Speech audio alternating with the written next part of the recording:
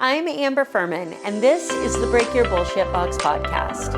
If you want comfort, this is not the place for you.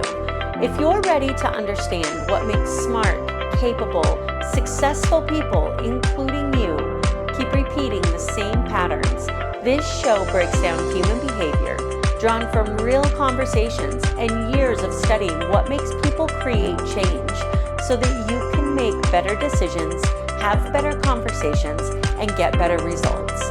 So let's dig in and break the bullshit that's been running the show. Welcome back to another episode of the Break Your Bullshit Box podcast. Today we're going to dig into one of my favorite topics, which is identities, the ones that support us, the ones that hold us back, and the topic of today's conversation, the ones that maybe used to serve us and used to support us, but are now holding us back. We're going to talk today about the identities that it's time to let go of and how to release those when they no longer serve you. My name is Amber Fuhriman, your host, and welcome to the Break Your Bullshit Box podcast. When we talk about identities, you might think it's such a straightforward topic. Your name, your parents' names, where you grew up, the way that you describe yourself as a profession or in relationships, a mother, a parent, a sibling.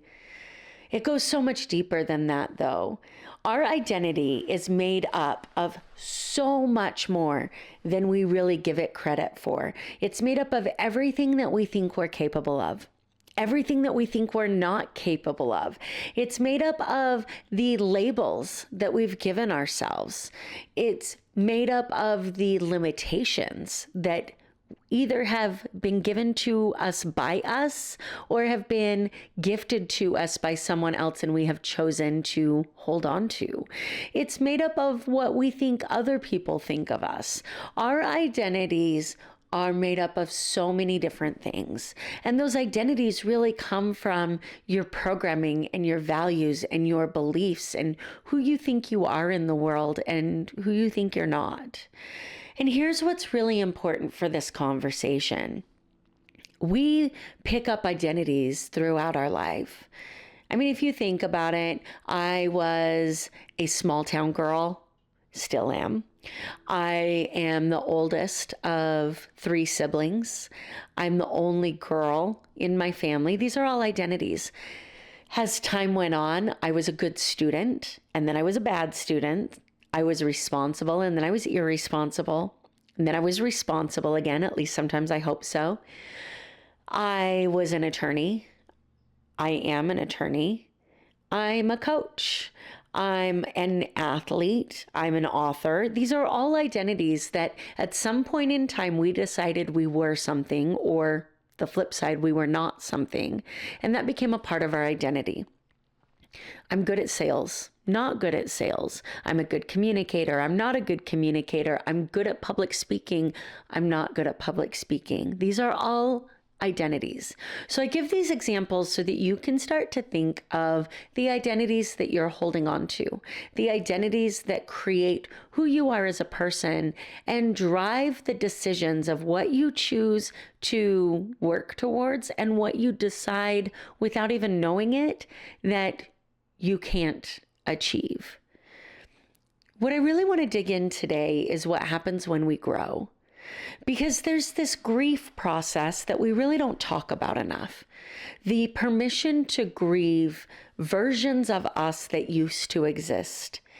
When we decide that something no longer serves us, when we decide that we want to move in a different direction, whether it's in our career, our personal lives, our health, our relationships, where we live, whatever it is, we push up against pieces of our identity.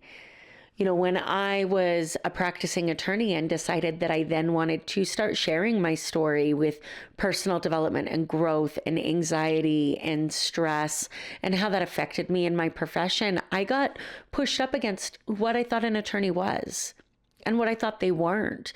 The non-emotional, fact-based profession where it wasn't okay to be human. And then as I started sharing my story and talking more, about what I was going through and creating this podcast and eventually creating Success Development Solutions as a business, my identity within the legal profession shifted. My identity of what I thought an attorney was supposed to be shifted. And every given moment when we decide that we are going to make a change, when I decided that I was going to release weight, many of you know from listening to this podcast that I'm down 100 pounds in the last 2 years. When we decide that we're going to start doing something like releasing weight, we're shoved up against the identities of a person who can or cannot do that, a person who has or has not done that. So I want you to think really clearly about the labels you give yourself, the identities that you've taken on in your life, the changes that you say you want. We are just 2 months into 2026. We're about the time where New Year's resolutions start tanking, getting tabled for the next year. If we don't change our identity, if we don't acknowledge that there are parts of us that served us at some point in time, the protector that we needed to get through rough situations, the hard-nosed type A person that needed to be able to get through law school, the person who is grieving and needs to be seen as the compassionate caretaker so that they can find their sense of self-worth, the dog that needs to be at the center of attention when mom's recording podcast episodes. Yes, all of those things. We get to honor that every identity that we've had in our life served a purpose for us, that it allowed us to make it to where we are now.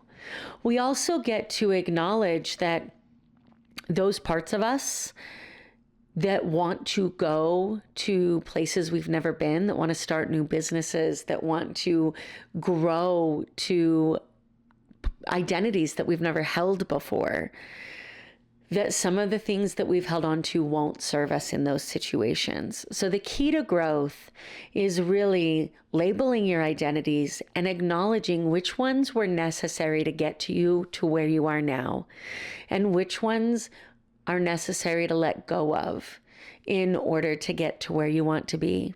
And then giving yourself the permission to grieve that person. Because each time we grow, there is a part of us that we're letting go of.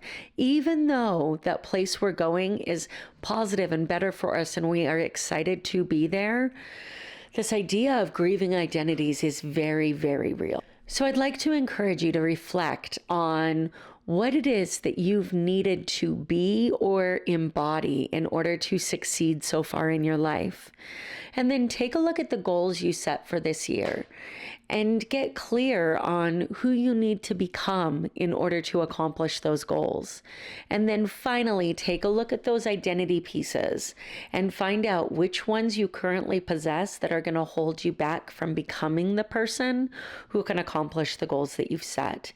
If this is something that you want to dig into more, if this is something you want to have a deeper conversation about, head over to successdevelopmentsolutions.com and book a time on my calendar. You'll have the option to select a free strategy call with me where we'll dig into the things that are working well in your life and business right now, the things that are holding you back, and identify the specifics of where you want to go.